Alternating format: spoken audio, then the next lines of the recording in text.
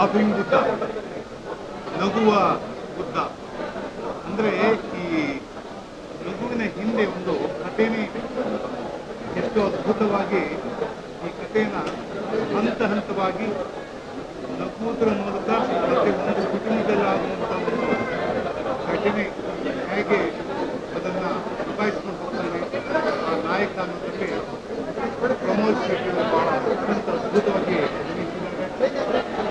ರಿಷಬ್ ಶೆಟ್ಟಿ ಅವರ ಈ ಪ್ರೊಡಕ್ಷನ್ನಲ್ಲಿ ನನಗೆ ಆ ಹೀರೋಯಿನ್ ಅಂದರೆ ತೇಜು ಬೆಳವಾಡಿಯ ಅವರ ತಂದೆಯ ಪಾತ್ರವನ್ನು ತೆಗೆದಿದ್ದಾರೆ. ಬಹುಶಃ ನನ್ನ 52 ವರ್ಷಗಳ ಈ ಸುದೀರ್ಘ ಪ್ರಯಾಣದಲ್ಲಿ ಅತ್ಯಂತ ವಿಭಿನ್ನವಾದ ಪಾತ್ರವನ್ನು ನಿಭಾಯಿಸುವಂಥ ನನ್ನ ಅನಿಸಿಕೆ. ಈ ಚಿತ್ರವನ್ನು ನೋಡಿದ್ರೆ ಬಹುಶಃ ನನ್ನ ಮೊದಲನೇ ನಿರ್ದೇಶಕರ ಯಾವುದೇ ಚಿತ್ರಗಳಾಗಲಿ ಅದು ಯಾವತ್ತೂ ಒಂದು ರೀತಿ ತುಂಬ ಒಮ್ಮೆ ಆಗಿದೆ. ಯಾಕೆಂದರೆ ನನ್ನ ಮೊದಲನೇ ಚಿತ್ರ ಕಾಡು 1974 ಬಿಡುಗಡೆ ಆಯಿತು. ಗಿರೀಶ್ ಕಾರ್ನಾಡ್ ಅವರ ನಿರ್ದೇಶನ, ಅದು ಬಹಳ ಯಶಸ್ವಿಯಾಗಿ ನರ್ಸನ ಮಾಡಬೇಕು. ಎರಡನೇದು ಹೀಗೆ ಕಂಟಿನ್ಯೂ ಆಯಿತು. ಆಮೇಲೆ ಹೊಸದಾಗಿ ಕನ್ನಡಕ್ಕೆ ಒಂದು ಚಿತ್ರವನ್ನು ಕೊಟ್ಟು ಪಲ್ಲವಿ ಅನುಪಲ್ಲವಿ, ಇವತ್ತು ಭಾರತದ ದೊಡ್ಡ ಚಿತ್ರವಾದಂಥ ಮಣಿರತ್ನಂ ಅವರ ಮೊದಲನೇ ಚಿತ್ರ, ಅದರಲ್ಲೂ ಪಾತ್ರ ಮಾಡಿದೆ. ಅದು ಬಹಳ ದೊಡ್ಡ ಯಶಸ್ವಿಯಾಗಿ ಅದಕ್ಕೂ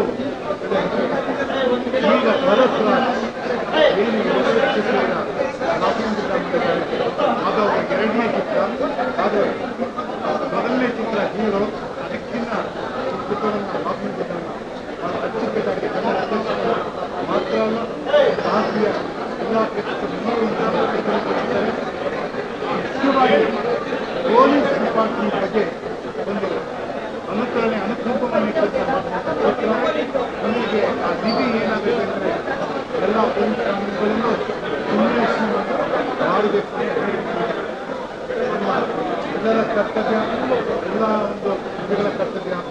ಪ್ರತಿಯೊಂದು ಪೊಲೀಸ್ ಸ್ಟೇಷನ್ಗೆ ನಾವು ಸಾಮಾಜಿಕ ಪ್ರಜ್ಞೆಯಿಂದ ಹಣಗಳನ್ನ ದಾನ ಮಾಡೋಣ, ಇನ್ವೆಷನ್ ಕಟ್ಟೋಣ, ಹಾಸ್ಪಿಟಲ್ ಕಟ್ಟೋಣ. ಪೊಲೀಸರು ಅನುಭವಿಸಬೇಕಾದ್ರೆ ಅವರು 24 ಗಂಟೆ ತೆಗೆಮಾನ ಬಿಡಲ್ಲ. ಆದ್ದರಿಂದ ಅವರ ಕುಟುಂಬವನ್ನು ಬಿಟ್ಟು ಕಾವಲುಗಾರರಾಗಿ ನಮ್ಮ ಕುಟುಂಬವನ್ನು ಕಾಯುವಂಥ ಪೊಲೀಸ್ ಡಿಪಾರ್ಟ್ಮೆಂಟ್ ಒಂದು ದೊಡ್ಡ ಸೆಲ್ಯೂಟ್.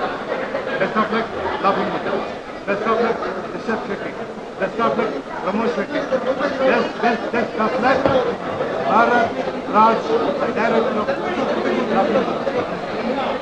ಸ್ವಾದಿಷ್ಟತೆಯ ಸ್ವಾದ, ತಾಜಾತನದ ಆಹ್ಲಾದ, ಉತ್ತಮ ಆರೋಗ್ಯ ಮತ್ತು ಹೆಚ್ಚಿನ ರೋಗ ನಿರೋಧಕ ಶಕ್ತಿಯ ವೃದ್ಧಿಗೆ ಈಗ ನಿಮಗೆ ಸಿಗುತ್ತಿದೆ ಉತ್ತಮ ಗುಣಮಟ್ಟದ ಪೌಷ್ಟಿಕಾಂಶ Shri Vaidik millet health mix. ಇದು ಸಿರಿಧಾನ್ಯಗಳ ಸಂಪತ್ತು.